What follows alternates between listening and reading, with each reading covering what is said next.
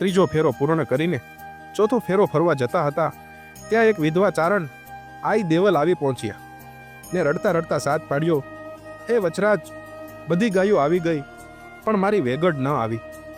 પોખંડને પારેવા તણી રાણા રમતું મેલ, હવે ધરને ખાંડાના ખેલ, મારી વેગડ કારણ વાછરા. આ સાંભળતાની સાથે વચરાજે રૌદ્ર સ્વરૂપ ધારણ કર્યું ને ફરી પાછો રતન ઉપર અસવાર થઈ લૂંટારા જે દિશામાં ગયા હતા તે દિશામાં નીકળી પડી.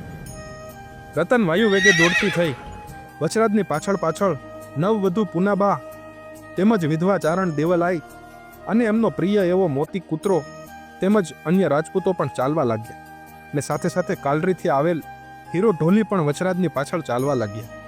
ગણતરીની કલાકોમાં જ વચરાજને લૂંટારાઓનો ફરી એકવાર ભેટો થયો. આ વખતે વચરાજની સાથે હીરો ઢોલી પણ હતો, જે બુંગીઓ ઢોલ વગાડી રહ્યો હતો.